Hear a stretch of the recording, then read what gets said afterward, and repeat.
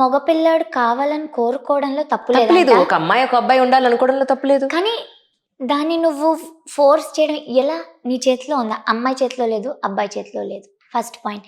ఆ ఇంటెన్షన్స్ ఏదైతే ఉన్నాయో మగపిల్లవాడు తీసుకెళ్తాడు, ఆడపిల్ల తీసుకెళ్ళదు. ఆడపిల్ల అత్తింటికి వెళ్ళిపోతుంది, ఆడపిల్ల ఇంటి పేరు మారిపోతుంది. ఈ అప్పగింతలు నేను రీసెంట్‌గా చూసాను. అంటే చాలా సార్లు చూసాను. బట్ నాకొక స్ట్రైక్ అయిన ఇదేంటి తెలుసా? రత్నాలు ఎన్నో ఉంటాయి, కానీ నాణ్యమైన రత్నం అతి తక్కువ ధరకే లభించే ఏకైక సంస్థ 6JBR. సౌత్ ఇండియాలోనే ద బెస్ట్ 6JBR. మనం అమ్మాయిలందరం ఫీల్ అవుతుంటాము, అప్పగింతలు చేసి మనని పంపించేస్తారు. అదేంటి నేను వేరే ఇంటికి వెళ్ళిపోతాను. నీకు ఇంటితో సంబంధం ఉండదు. ఇంటితో అసలు యాక్చువల్లీ ఇంటెన్షన్స్ అవి కాదు, మనం చెప్పే పదాలు అవి. బట్ మనం చాలా రెస్పెక్ట్ ఇస్తున్నారు మనకి. అక్కడ అప్పగించుతున్నారు అంటే మనం వదిలేస్తున్నారు అని కాదు. ఆ మంత్రంలో చూస్తే మన రెస్పాన్సిబిలిటీ ఇంకోళ్ళకి ఇస్తున్నారు. హస్బెండ్కి నువ్వు జాగ్రత్తగా చూసుకో. మనమేమి ఇంటిని వదిలేసి వెళ్తున్నాం. We are expanding our family. మనం ఇంటర్ప్రిట్ చేసుకునే దీంట్లో ఉంటుంది. సో నేనేం చెప్తానంటే ఈ ట్రెడిషన్స్ ఇవన్నీ ఏమైనా దానికి గొప్ప మీనింగ్స్ ఉన్నాయి. దాన్ని కరెక్ట్గా ఇంటర్ప్రిట్ చేయండి. రాంగ్ ఇంటర్ప్రిటేషన్స్ వల్ల ఇప్పుడు ఆడపిల్లలు చాలా మందికి ఎలా అనిపిస్తుంది, ఇట్స్ అన్ఫేర్ అనిపిస్తుంది. పెళ్లి చేసుకొని మనం ఇంకోళ్ళ ఇంటికి ఎందుకు వెళ్ళాలి, వాళ్ళు మన ఇంటికి లాజికల్లీ ఆలోచించండి. ఇప్పుడు మనం వెళ్ళొద్దు, వాళ్ళు వస్తారనుకుందాం, వాళ్ళకి అన్ఫేరే. ఎక్కడికి తెగుతుంది సొల్యూషన్? అవును. See, in a masculine energy and feminine energy, feminine quality is adjustable, masculine quality is protection. అది మన నేచర్. అవును, ఒక ఫ్యామిలీకి రెండు అవసరం కాబట్టి భగవంతుడు అలా పుట్టించాడు. బ్యాలెన్స్ అడ్జస్ట్ అవ్వగలం, వాళ్ళు మనని ప్రొటెక్ట్ చేయగలరు. ఆ ఎనర్జీస్ రెండు మ్యాచ్ అవుతే ఈ ఇన్స్టిట్యూషన్, ఈ మ్యారేజ్ అనేది ఏదైతే ఉందో అది కరెక్ట్గా వెళ్తుంది. సో అది కనుక అబ్బాయిలు కరెక్ట్గా థింక్ చేసి అమ్మాయిలు కరెక్ట్గా థింక్ చేశారనుకోండి, మ్యారేజెస్ చాలా బ్యూటిఫుల్గా ఉంటాయి. కానీ నేను మా ఇంటికి వచ్చిందని అబ్బాయి పొగరు చూపెట్టినా, అమ్మాయి నేను వెళ్ళానని ప్రైడ్ తీసుకున్నా, గొడవలు స్టార్ట్ అవుతాయి. బట్ ఆ ఫెమినైన్ మాస్క్యులైన్ ఎనర్జీస్ని మనం అర్థం చేసుకున్నామంటే నాకు తెలిసి ఈ మనం ఏదైతే ఆడా మొగ కొట్టుకుంటున్నామో సగం ప్రాబ్లమ్స్ తగ్గుతాయి.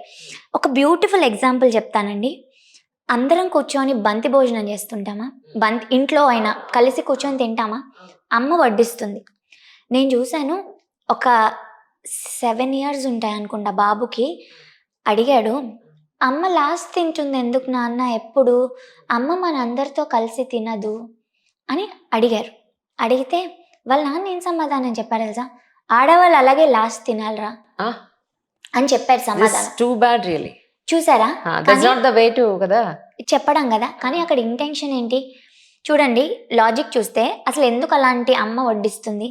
అమ్మ వండింది అన్నం, ఆ కూర్చున్న వాళ్ళందరికీ ఎంత సరిపోతుంది, ఎంత క్వాంటిటీ తింటారు ఆవిడకి తెలుసు. సో ఆవిడ వడ్డించి, అండ్ అందులో ఆవిడ ఫుల్ ప్రేమ పెట్టి వండి, ఎగ్జాక్ట్లీ ఆ వడ్డించి వాళ్ళందరినీ తినిపించి సాటిస్ఫై చేసే ఇది ఆవిడ. ఆ మదర్హుడ్ అనేది ఆవిడకు ఉంది, దాన్ని ఫీల్ అవుతుంది. అలా పెట్టకపోతే కూడా గిల్టీగా ఫీల్ అవుతుంది ఆవిడ. ఎక్స్ప్లెయిన్ చేసి ఉంటే ఆ బాబు రేపు వైఫ్ని ఎంత రెస్పెక్ట్ చేస్తాడండి. అది ఇంటెన్షన్. ఆ అమ్మ లాస్ట్ తింటుంది అనేది అప్పుడు వాడికి ఎక్స్ప్లెయిన్. సో మనందరినీ తిని సాటిస్ఫై చేసిన తర్వాత అమ్మ లాస్ట్ తింటుంది, కరెక్టేరా?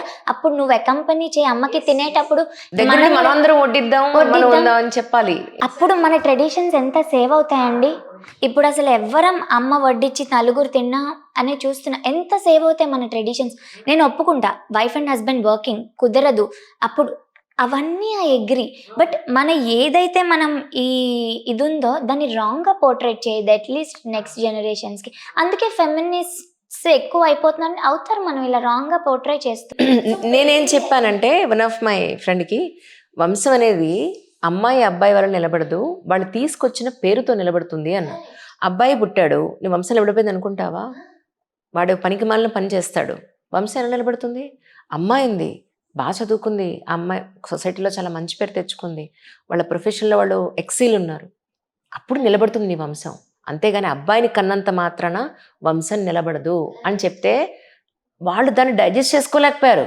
నీకు అబ్బాయి ఉన్నాడు కాబట్టి నువ్వు అలా మాట్లాడుతున్నావు. రే బాబు, నాకు అబ్బాయి ఉన్నా లేకపోయినా నేను మాత్రం అలా మాట్లాడను. మన భగవద్గీత మహాభారతాలు చదవాలని నువ్వు చదివి ఏం అప్లై చేస్తున్నావు? ఎగ్జాంపుల్ మహాభారతం, పాండవాస్ వల్ల వాళ్ళ వంశం మనం తలుచుకున్న, కౌరవాస్ వల్ల ఎగ్జాక్ట్లీ దట్స్ ఇట్, వాళ్ళ ఇది నాశనం అయిపోయింది. మరి మనం ఏం నేర్చుకుంటున్నాం మరి? అదే చెప్తున్నా, మనం అన్నీ చదువుతాం, బట్ అప్లికేషన్ అనేది జీరో.